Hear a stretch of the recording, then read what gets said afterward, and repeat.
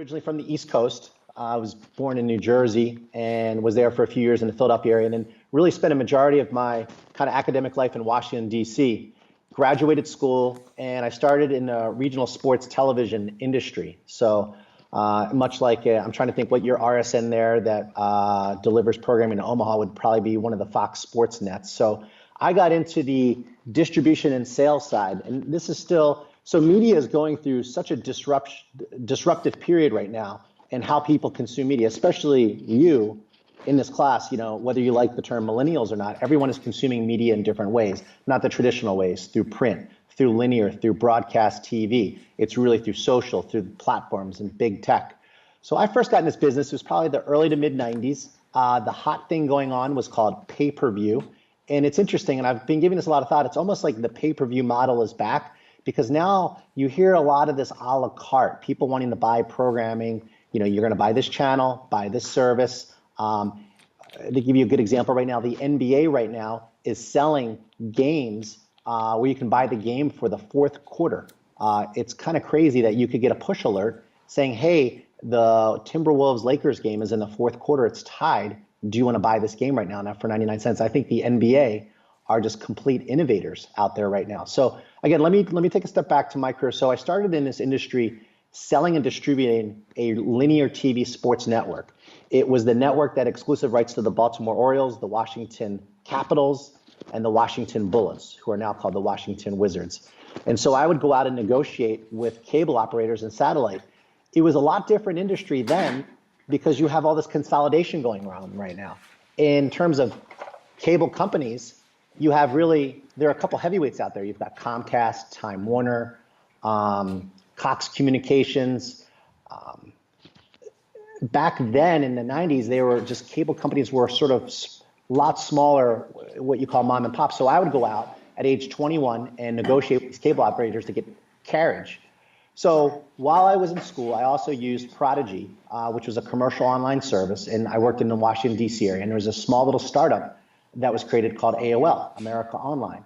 And I started using it, and a good friend of mine that I work with went over there, and eventually I just became so interested in it, I ended up seeking a job over there. I was like literally kind of almost petitioning them to network and get a job over there. So I started as an assistant programming manager and almost took a step back in my career to what I was doing in sort of sales and marketing because I really believed in the product. I loved AOL, the service. Then they went on a buying spree. They started acquiring like MoviePhone, Netscape, CompuServe. They created AOL Instant Messenger, which if you ever used it during your lifetime, they just kind of sunset that technology back, I think in December. It was a sad day.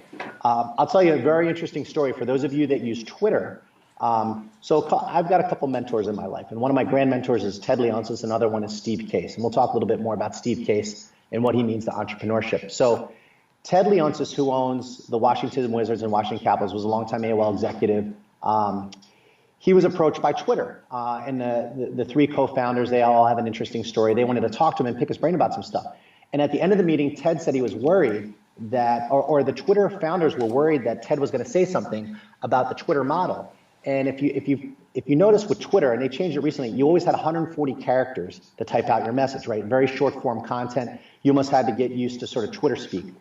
If you go back to the AOL Instant Messenger product, what a lot of people don't realize is 140 characters was the max. So that's how the Twitter co-founders got the idea of 140 characters was purely based on AOL Instant Messenger, which is, I always thought was just an interesting backstory that I don't think anybody has really told. And Twitter, I mean, obviously it's a great tool. I'm an avid user of it. I think Jeremy is an avid user. And I think it's great if you work in media and you're studying media to use it. There are so many benefits and great ways to connect with people. So I spent about 8 years at AOL, worked in e-commerce, interactive marketing. At the time, we cut deals with all the leagues. At the time, you have to think about this. The sports leagues, a lot of their websites, no one would go to. Right now, you definitely go to NBA.com, NHL, NFL. You buy video, you stream video. They're breaking news on their own leagues and their players. Back then, the league sites, you would never go there. There was absolutely no content to go there. The league started to realize they need to own their own media, own their own digital media. They took the rights to all their sites back in-house, and they came to AOL and they did deals for distribution. Just like you hear about Facebook will drive a lot of traffic or any portal, a lot of these sports leagues came to AOL to do these deals. So I got to manage these league deals on the front lines as an account manager. It was fabulous because I got to interact with David Stern. They were building up their digital team, Paul Tagliabue, Commissioner of NFL, Gary Bettman, on and on and on. So AOL was growing by leaps and bounds. I think at one point they controlled like 75% of internet traffic. And it was crazy at that time. I mean, that's why I look at what Twitter, Apple, Facebook, Google are doing. AOL definitely had, its kind of place in history back in the 90s and in the 2000s until the dot-com bubble burst and they started changing their business model with the Time Warner acquisition. So 8 years AOL, I got the entrepreneurial bug, and I left with a couple AOLers to go join a startup in the Olympic sports space. So what we went out and did is we went and acquired, so think about the Olympics. Everyone just witnessed a wonderful Olympic Games in Pyeongchang. So those Olympic sports, speed skating, alpine skiing, figure skating, even international hockey, they all have full seasons, just like the Indiana Pacers, the Chicago Bulls, the Chicago Cubs, the St. Louis Cardinals. They have full seasons. So do these sports. So we went out and secured all the domestic rights to North America to all these sports. And I will say we were a little bit ahead of our time where it was a very direct-to-consumer model. You come to this website, you buy all this content for $60 was the subscription fee for 1 year, and you can live stream all these amazing sports from around the world, like track and field meets, badminton, taekwondo, on and on. So our idea was to kind of fill the void in between the official Olympic Games that NBC owned the rights to. And it's a tough proposition in the States. It's very much a stick and ball kind of oriented culture society in the United States. We care about NFL, we care about free agency, NBA playoffs, NHL. These are these larger than life leagues, even though soccer is continuing to rise, esports is continuing to rise. It was hard to make a legitimate business out of Olympic sports outside of the official Olympic Games. So I did that for about 3 years.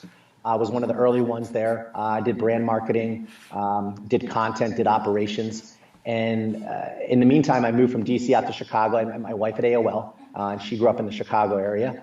We started having some children. And then I got recruited on by Comcast. And what's interesting about Comcast is, I went to the startup to get the entrepreneurial experience coming out of AOL. But what I really liked about Comcast is they just didn't want to be a cable company anymore. Years ago, you have Brian Roberts, the son of Ralph Roberts, and then Steve Burke. And Brian and Steve run Comcast. They said, we want to be a company of innovation, a company of technology. We want to go beyond just delivering you video services to your home. They also saw the coming of streaming, how competitive it's going to be. They wanted to get into, providing you the pipe into your house, deliver, whether it was broadband, whether it was high speed, Comcast Business, and so on. So it's interesting. ESPNChicago.com launched. It was the first ESPN local city site, and Comcast executives were worried and also angry that they thought ESPN was going to come into the backyard of a regional sports network that they own and start doing a lot of live streaming and sports content. So I got recruited on, and what I did is I built out a digital, almost like a digital company inside the network to start building up live streaming capabilities, produce content. We hired a number of real-time producers, multimedia, people who could write, who could do SEO, who could edit, who could handle social media. And we staffed it almost around the clock. The idea was, how do we go out there and feed Cubs, White Sox, Bulls, Blackhawks fans in a very competitive market? Because you had the Chicago Tribune, Chicago Sun-Times. Even though they were print publications that people aren't touching print as much, they're still well-known great organizations for content, portals, blogs, a lot of the radio stations. So when you think about sports content, it is such a competitive space. And at the end of the day, you, the fan, the consumer, you don't necessarily, it doesn't matter where you get your information. If you get that breaking news, everyone in media has found out right now that breaking news doesn't mean as much as it once did, because once someone breaks news, everyone sort of will curate, aggregate it. Maybe they'll give you credit, maybe they won't. So what everyone is kind of this pivoting to is, what does the news mean? Give me the analysis, give me your insight, give me your take. Make me a smarter fan when I'm at the water cooler, or when I'm at the office, or I'm with my friends. I can sort of share with them a lot of insight. And so you see a lot of these media companies rushing to kind of get into that space. But then there are also some media companies that want to offer, especially in sports, hot takes, just a hot opinion. It could be, a random tweet. It's kind of sports talk radio meets digital. So I was at Comcast for about 8 years running the digital team. I left at the end of last year. And I'll tell you a little bit more about the entrepreneurial things we've done. And currently right now, so I'm working for a startup that's in the SaaS space, software as, um, like in terms of system software, it's analytics. They do a lot of analytics around studying sports sponsorship, return on investment, social sentiment. And then I'm also an advisor for another local kind of sports tech mobile gaming startup. Think like HQ Trivia meets sports athletes, and we're just launching a trivia game probably today with Frank Kaminsky, who's from Chicago, who plays for the Charlotte Hornets. And then also, like Jeremy, I've been teaching. I've taught at Georgetown is where I got my start. I love teaching. And I taught at University of Chicago, social media, and I've been teaching at Northwestern. This is my third year now. I've been teaching entrepreneurship in the sports industry. So let me take a pause there. Hopefully I didn't talk too fast for you guys and it's informational overload. But that gives you a little bit sort of, I guess, background and color around my career on a lot of the things I've done. You have to understand, I mean, AOL was, and if you ever have a chance right now, an opportunity to visit an office like Facebook, I've been to their New York office, probably the most I've never been to their main campus, but I was there about 2 years ago, and it's the first time I really felt like I was back at AOL. We had a really cool campus out in Dulles, Virginia, right near Dulles Airport, where there were about six or seven separate buildings connected, these beautiful fields. And AOL was originally started, there were two buildings, and they called them CC's Creative Centers. And so I worked in Creative Center 1. It was an old airplane hangar, I think Boeing used. AOL had kind of gutted it, and it had this, very open air technology feel. And it was just electric being there because you had so many different people who were developers and producers, but content. And we were creating content, little like around the clock. And so I work specifically in the sports and health channels, and I also work with some partners. But Steve Case, became very legendary, as well as Ted Leonsis. And in fact, there was a time when we were battling it out with Yahoo and especially Microsoft. We really thought Microsoft was going to come after AOL.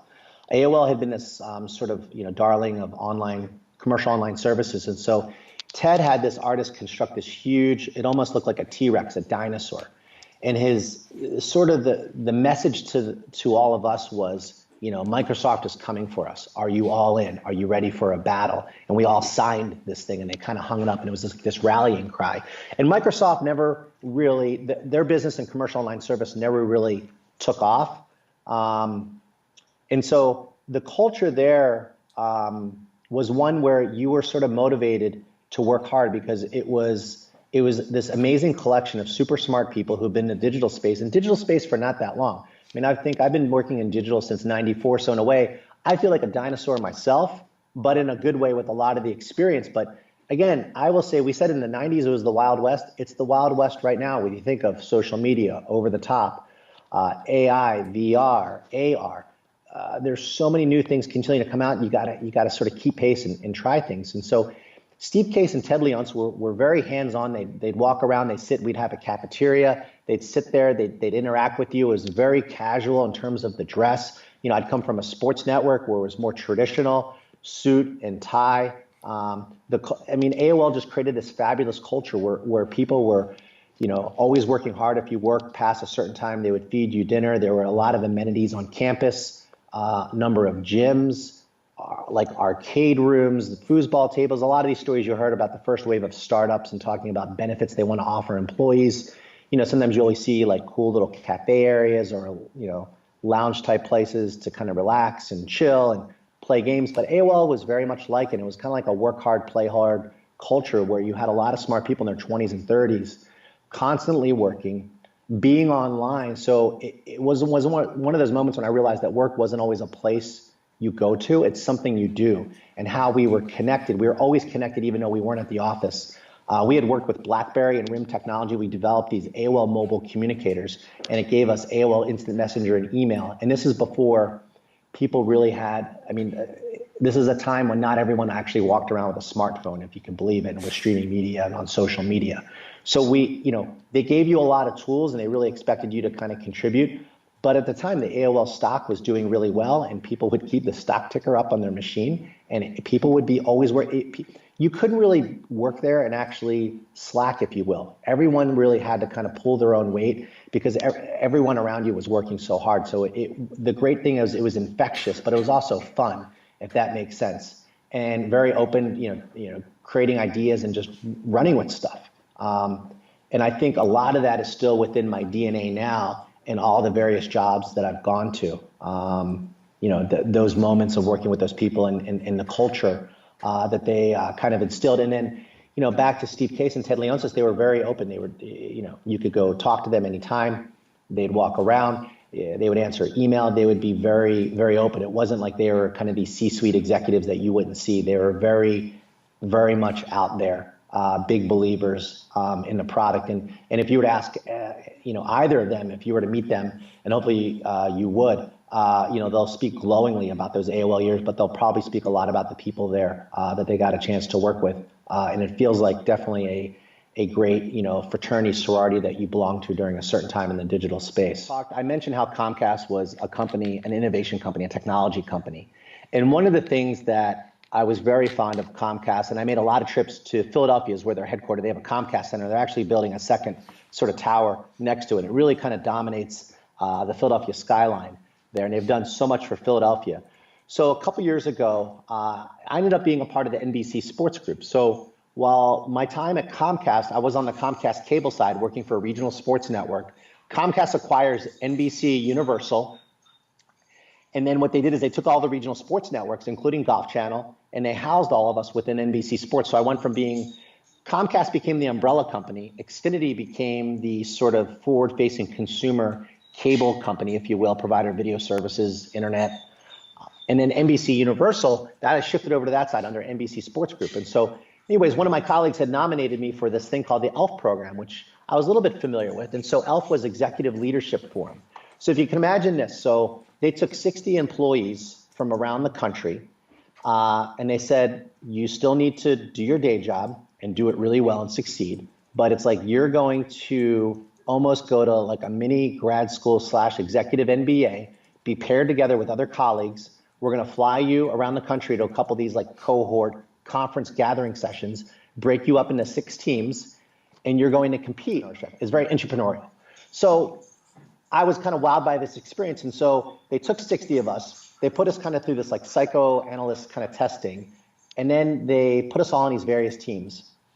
And so 3 teams were basically Comcast only employees, and 3 teams were a mix of Comcast, NBCU, Universal employees. If you can imagine, this was basically like the show The Apprentice meets Shark Tank. And so you're basically challenged to come up with a revenue generating idea and pitch the executive committee. And this is at the highest level of Comcast. And you had to do it over a 5-minute conference call. So we basically had professors from Wharton come in from the MBA program. They taught us, did a lot of team building exercises, professional coaching, all that great stuff. So you had to come up with a concept and then pitch the executive committee within 5 minutes. And they either said yes or no. And so here's the real kicker of it. So you come up with an idea to drive revenue, whatever it is. And if they really like it, they will implement it as a company. But you have to go out and find an executive sponsor for it. And when you have to go out and find an executive sponsor, you have to go and get funding for it. If you can imagine, you're at your place of work, you're in a job, you're running a certain business or a budget. And at the end of the day, that is what you are judged on, is that sort of like that P&L, profit and loss budget. It's not like, hey, I'll be your executive sponsor, I'll support you, I'll show face, I can mentor you, I could be a champion. It's like, by the way, we also need about $50,000. Now, where I worked in the regional sports level, I mean, that would be unheard of, just to sort of take about $50K and just, put it aside for this kind of like very entrepreneurial project that some, staffers are doing. But anyways, we found somebody who was overseeing Fandango, which is a movie ticket online service that NBC Universal owns, and some other digital businesses. And he said, absolutely. And we ended up only spending about in our business. And so let me also tell you what the business was. So we thought NBC Universal skews very female. And so we created an app called Spa Jour. And what it would do is it would make it very easy. Say if you're traveling and you had a free hour or half hour, a couple hours, and you wanted to find like a spa or some sort of health or beauty service like manicure, pedicure, hairstyle, even yoga. And so you could bring this app up, and it was basically like what OpenTable is for, making, reservations at restaurants. You could go and book something, because when you go to a city, you're not as familiar, with it. And it was fabulous. So we worked with the company. We built the front end of the app. On the back end, we built sort of this booking software, and we worked with a company. And the other thing I found out that was very interesting, for those who are very familiar going to a lot of like salons or nail salons, usually how they manage it, they literally have like a book. It's like a book they write appointments with. Now, some of them will have software. And so what we did is we did a deal with this company that tapped into the software. We made this very app called Gore, and it was like a legit sort of business that you could go on and make appointments. They ended up we thought they were going to green light it because we're still doing our day jobs, but it was deemed a success. But those are one of the things that when I reflect on my time at Comcast, I was like, wow, they treated every employee like talent. I always hear the word talent being in the sports world. Talent is, you think of a reporter, a writer, someone in sports media that you'll consume media from, but they actually treated every employee like talent and made this investment in them. And it's programs like that, and they have all these fabulous programs that you could take that are always going to educate you, push you to learn and do different things. But that was one of the best things, because that was the best example where I've had, I'll tell a lot of the students we teach at Northwestern, do you always have to go on your own to be an entrepreneur? Absolutely. You can go and do it. I mean, it's tough in terms of, getting, support, drumming up, the finances for it and the cash. But there are things that you could do that are very entrepreneurial inside a very large company. And you see a lot of these companies focused on creating innovation labs and trying new things and really trying to comb for ideas from all the staffers. And it's one of those things where maybe it sounds silly, but everyone's voice matters. And, there's opportunities to submit emails and ideas. And I know working at NBC, especially on the sports side, we had an innovation lab where I had a chance to mentor a couple teams, and I absolutely loved it. And a lot of those ideas actually turned into either products or pieces of content that they went out and were a success. So I guess the takeaway is you can do very entrepreneurial things when you're working in a larger organization, depending whatever size it is. What advice would you give to make a great pitch? Good question. I would say just be straightforward, be direct. Don't kind of like dilly-dally or just almost get right to the point. You got to be very succinct. There's a lot of times you'll hear with entrepreneurs and startups who go out for these pitches with investors, and you just hear like, just show me a couple slides, don't overdo it. You can sort of state your business, and it's almost like it's not just stating your business, but what is there a problem and what is the solution that you're providing, right? And you also have to think about too, your pitch is a story. Like the one thing I will also kind of push on you in terms of bigger picture and key takeaways is always be networking. Each of you are a brand, just like Pepsi and Coke and BMW and Starbucks. Each of you are a brand, and how you operate, how you communicate, how you interact with everybody is a reflection on yourself through your actions. So you need to operate like a brand. So now as you're doing this pitch, I would say, tell me a story, because people want to hear a good story. They want to be entertained. They want to be feel a certain way. So I think if you can be succinct, do a couple slides, explain what problem you're trying to solve through this solution, through this business, but make it a part of a story, I think that's your best bet. And right now, you hear the term storytelling, you hear about authentic content, original content. I mean, it's all relatively the same thing in terms of good content. You're going to be making content. Your pitch is a content, but you're all going to be salespeople, whether you like it or not. You're going to be selling yourselves, your brand, and you're also going to be selling your concept. So you want people to be buying. You want people to want to listen in. You want people to kind of lean in and say, wow, this is great. I want to hear more. Tell me more. You mentioned VR, AR, mixed reality, all of the technology, the robotics that's coming very quickly. If you were a student in this class right now, how would that, if at all, shape your approach to going out into the business world? Mm-hmm. Another good question. And it's something that, I think of myself all the time still as I'm a student of media, because things are changing every single day. I mean, it happens in rapid fashion. If you really want to be in media, you got to keep up on everything. So I would say read as much as you can outside of the things that are required for you in this class, but current events, There are a lot of great blogs and trade publications out there.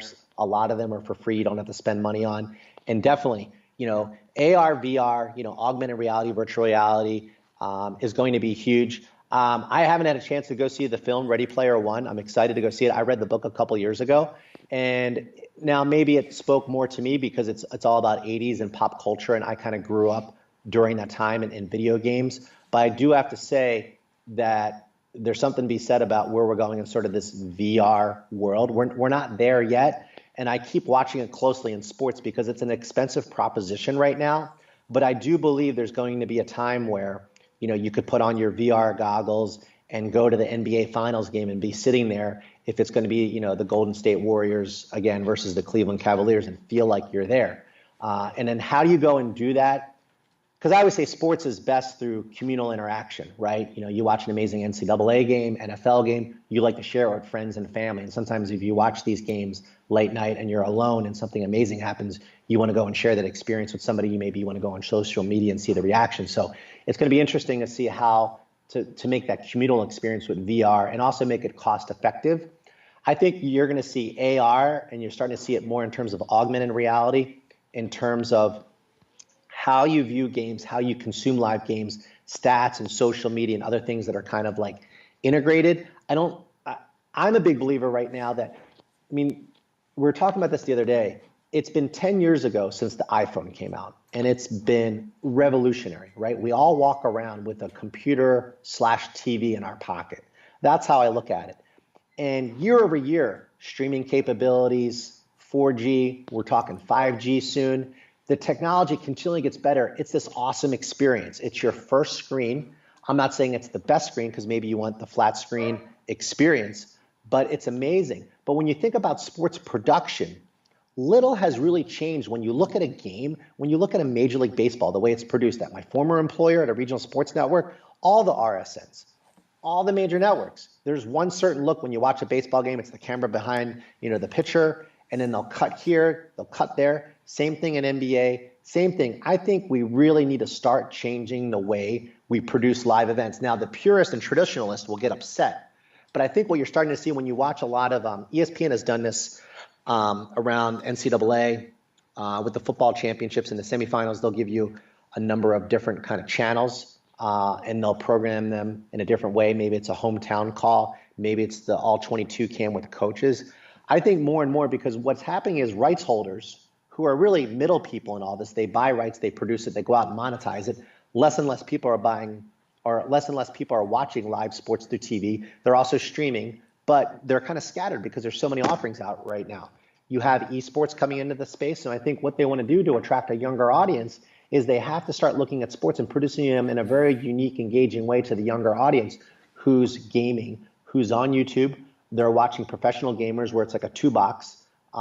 They're watching, the gamer with a headset on go through a different game. And that's why esports, I think, are, accelerating. You see the NBA just launched their own kind of NBA 2K league for about 2 weeks ago. On Monday, I had a chance. I was at the Chicago Bulls hosted a brand summit, and Adam Silver, the commissioner of the NBA, came in. And I've known Adam when I was working at Aol, and he wasn't at the commissioner or deputy commissioner level. And he's super smart in terms of global media distribution. He's definitely a progressive technologist.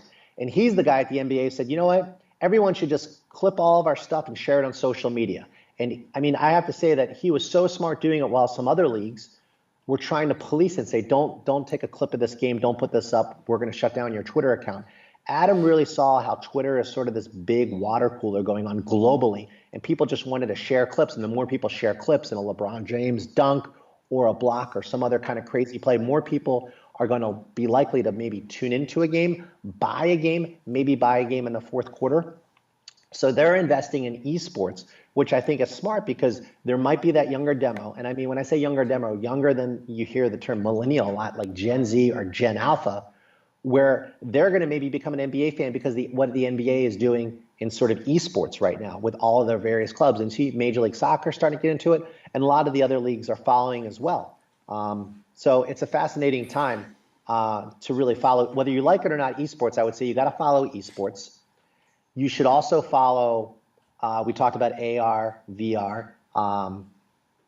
You should also follow, the machine learning, artificial intelligence. Voice is another space that's going to be blowing up. I mean, it's blowing up right now in terms of the battle of Google Play, Alexa, Apple Siri. Your whole life, your whole household is going to be run by a voice assistant. So who's going to win the battle in the home ecosystem? Is it Apple? Is it Amazon? You should also follow sports gambling. I'm not telling all of you to go out and start gambling on sports. There won't be all this illegal gambling. I think Europe has shown us the way that they can monitor it, especially through analytics and data and online betting. So if there's anything fishy going on, they can detect it right away. I think the leagues will stem to make money. They're going to drive more viewership. I think people are going to consume more sports content. I think it's going to be a great opportunity for companies making games and making other things. And you could see when FanDuel first launched and DraftKings, the interest in it. I mean, there's always that high-end interest of people who are super smart who can kind of spend their day jobs making money off of gaming and gambling. But I think it's going to be a benefit for states that need some revenue right now. And I think that's a very, very important, that's probably the biggest sports story going on this year. And it's one that you should definitely follow just in terms of media, whether you're interested in sports or not. Yeah, and I mean, there's so many people that don't even realize that Facebook owns Instagram too. So it's like whatever you're doing on Instagram, you're doing basically on Facebook. And they also own, obviously, WhatsApp. And then, back to a little bit more of like my background and what my category expertise is. I mean, these tech giants, what I call the four, they're investing heavily in sports right now because they want to attract people to their platforms beyond just sharing, photos or checking in and, what you're doing and what's going on. But they want to draw people in to watch their platforms. And Facebook cut a deal this year with Major League Baseball, 25 exclusive games. I think Twitter's got a 25 game package that's non-exclusive. You're seeing them invest in other sports and other sports that don't have the highest profile, like the big leagues, are cutting deals with them. And I certainly understand why, because I watch this young sort of Generation Z right now, and when they flip on a TV, and I said this the other day, or I tweeted it, like I used to, growing up, flip on the TV, just walking in a room, and it would just be background noise, and I'd put on ESPN or local news or whatever it is. I think now people, or the younger kids, are flipping on the TV and they just view it as a device, just like that smartphone in your pocket, and they want to go directly to YouTube and watch short form clips. And I think they would be going to Facebook. At least I'll speak for my kids. They're too young to use Facebook, but I think they're going to be going to these platforms first and foremost. And I think the leagues are realizing it, and they're realizing they can make some more money. And these platforms have a lot of money. So, we'll see what happens. And as sports rights come about, I could see someone doing some unique deal that's very non-traditional and going direct to live streaming. Because if you're streaming, you're still going to come into someone's house and you're going to be able to go to all those connected devices. You're still going to have to work out the model and how the revenue flows, but I think it's coming. And it's here right now. Yes, network is my message to all of you. Networking is a good thing. Go and meet people. I do it all the time. You grab coffee, you see how you can help each other. And the key to networking is be a giver versus a taker.